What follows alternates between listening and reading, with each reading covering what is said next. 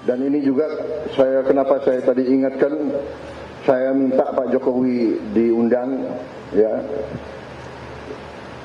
Karena saya lihat kok ada mulai budaya yang tidak baik, ya. Pemimpin dikuyu-kuyu, dicari-cari. Pada saat berkuasa disanjung-sanjung.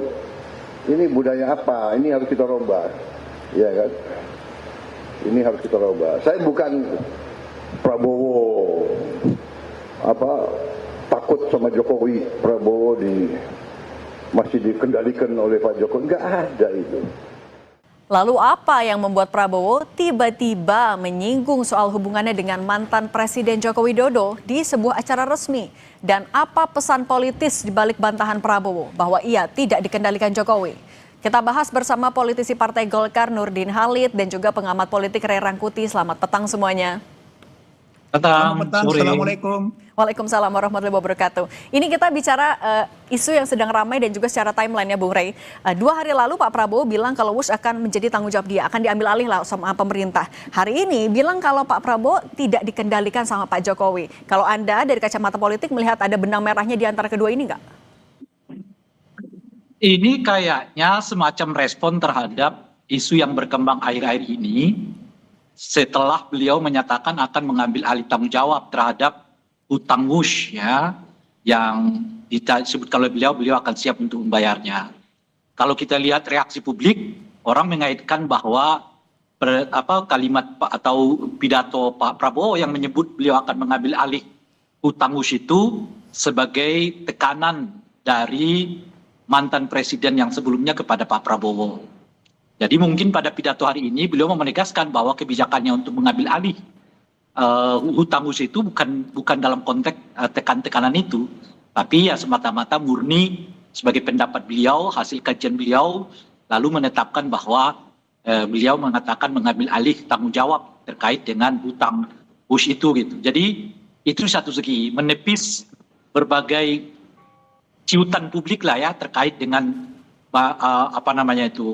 dugaan adanya tekanan dari Pak Jokowi terhadap Pak Prabowo terkait dengan pelunasan hutang itu gitu. Tapi berarti kalau Pak Prabowo sampai belak-belakan mengklarifikasi, apakah bisa dibilang Pak Prabowo juga kayaknya mulai terganggu deh dengan kabar ia tertekan oleh Pak Jokowi? Persis. Artinya kan beliau tetap ingin memperlihatkan bahwa beliau betul-betul tidak dikendalikan oleh siapapun. Beliau tetap adalah sebagai satu-satunya dalam pengertian yang pejoratif ya bahwa presiden gitu.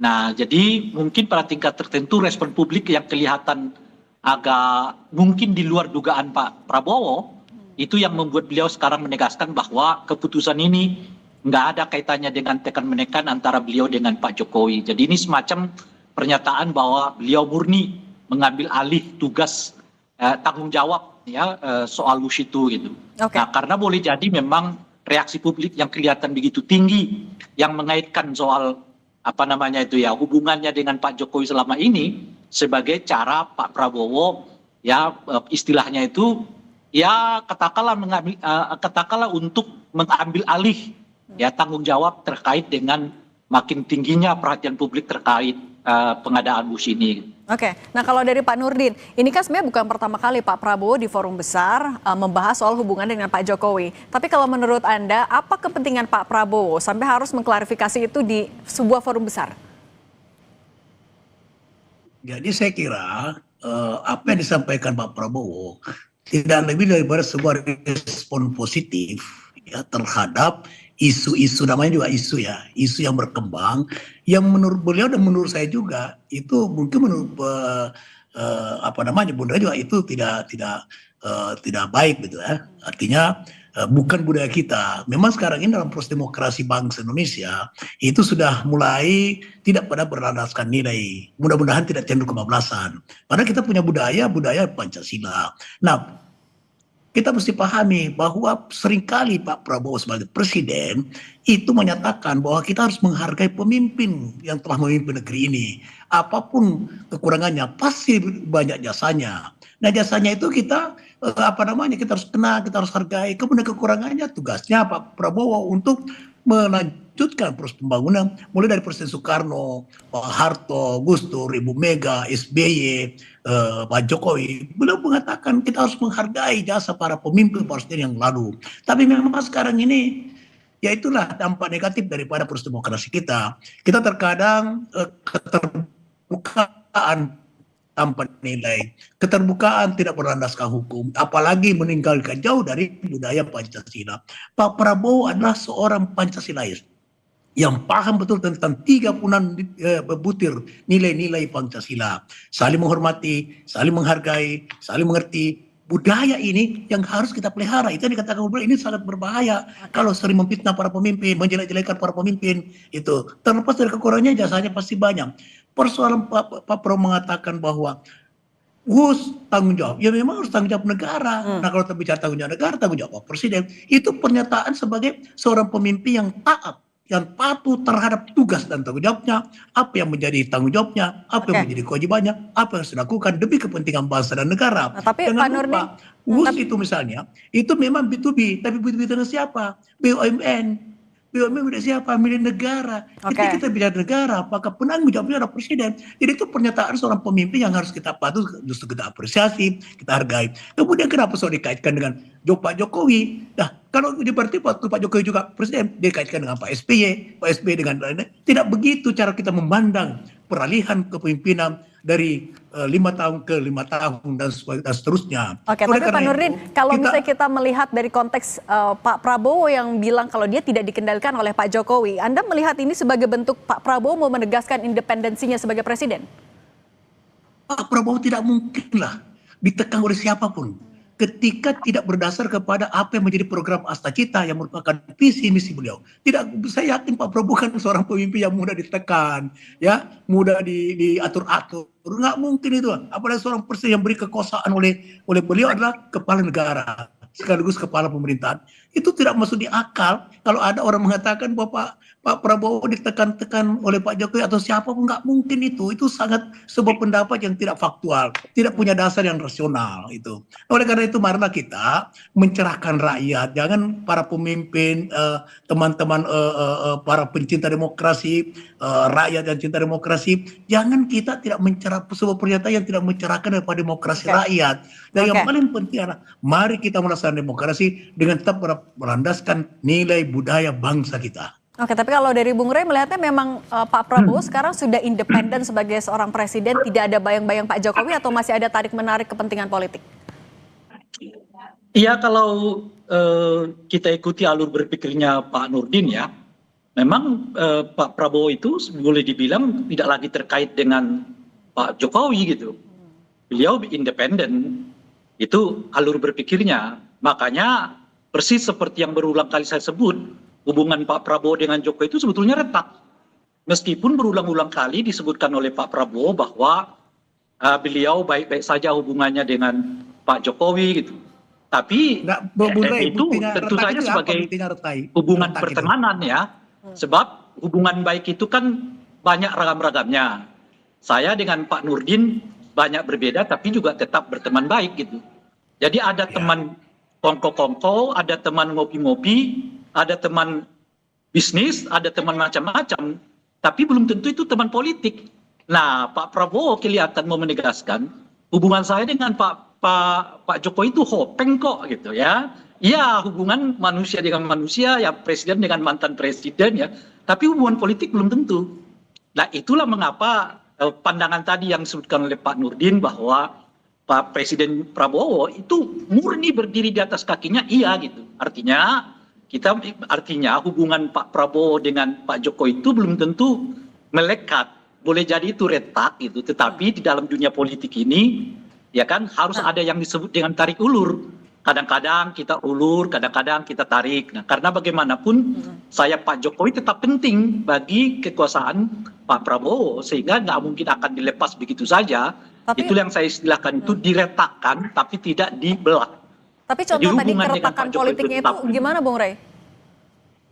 Maksudnya? Contoh tadi kan maka sebetulnya kan cara melihatnya itu adalah bukan dari aspek kata-kata. Kan kalau Pak Prabowo itu kan selalu melihat menjelaskan dengan ribut saya hopeng kok dengan Pak Jokowi. Kadang-kadang ngopi-ngopi ya kan, ngopi-ngopi kan teman ngopi kan oke-oke aja, kira-kira gitu ya. Nah, harus dilihat dari soal seberapa besar peranan politik yang diberikan kepada keluarga Pak Jokowi. Dalam hal ini misalnya Gibran, dalam hal ini misalnya Pak Prabowo gitu. Itu cara melihatnya. Nah, sejauh ini justru yang saya lihat adalah makin sempitnya peranan Gibran dan juga peranan Pak Jokowi dalam pemerintahan Pak Prabowo itu. Oke, kita Tetapi minta kan keretakan itu tidak boleh diumbar kepada publik karena itu memperlihatkan sesuatu yang berbeda dengan filosofinya Pak Prabowo sendiri. Oke, yang tahan dulu, Bung Rey. yang menginginkan semua pemimpin itu kelihatan akur-akur saja. Oke. Meskipun sebetulnya di dalamnya ya saling ini, saling itu, ya kan? Oke. Sikat sana, sikat situ. Oke, kalau gitu kita tanya dulu ke Pak Nurdin. Pak Nurdin, itukah yang juga dilihat oleh Golkar di kabinet saat ini?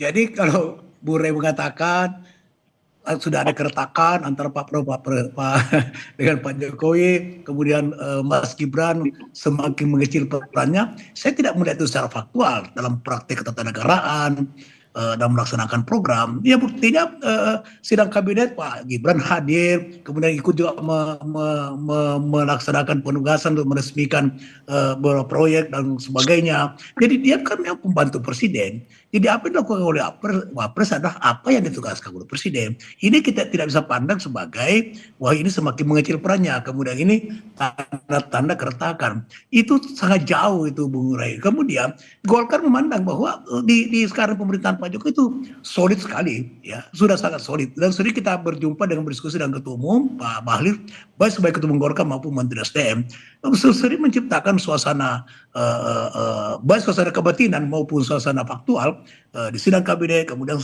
sidang rapat terbatas dan sebagainya. Itu sangat kompak, sangat dinamis itu. Nah oleh karena itu maka kita harus melihat bahwa suatu hal yang penting bagi Pak Prabowo, yang menurut saya ya presiden-presiden yang lalu bukan melaksanakan seperti Pak Prabowo, yaitu menghargai pemimpin yang telah tergantikan. Kemudian dia sering berkomunikasi. Kalau misalnya Pak Prabowo kan mengatakan juga bahwa saya tidak malu mengatakan Pak Jokowi guru politik saya, itu dikatakan Pak Prabowo. Kenapa? Karena banyak pertimbangan-pertimbangan waktu beliau menjadi calon presiden, di mana telah 2 kali dikalahkan oleh Pak Jokowi. Kemudian waktu menjelang pemilihan presiden misalnya strategi kampanye dan sebagainya, sering berdiskusi, tukar informasi dengan sharing informasi dengan Pak Jokowi, sehingga sudah mengatakan saya itu hal yang biasa, hal yang wajar gitu. Tapi Pak Nurdin meyakini Pak Jokowi perannya hanya untuk memberikan masukan, tidak lebih dari itu. Lah, kan wajar saja dalam era demokrasi, komunikasi politik itu penting.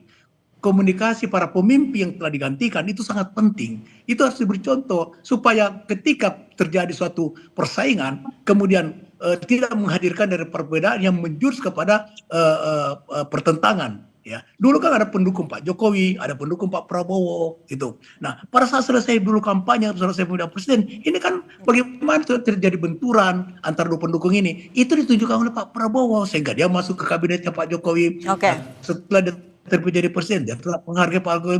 Komunikasi politik dalam demokrasi penting, apalagi kita sekarang. Demokrasi kita sudah sangat liberal, sudah jauh meninggalkan nilai-nilai budaya bangsa Indonesia, sudah jauh meninggalkan apalagi demokrasi Pancasila. Itu sudah kita harus kembalikan itu. Maka Bung Rai, saya sering mengatakan, saya salah satu manusia Indonesia yang memahami Pancasila. Kita harus kembali kepada Undang-Undang 45 itu, sehingga demokrasi Pancasila putuskan. Bukan seperti sekarang semua bablas sekarang ini.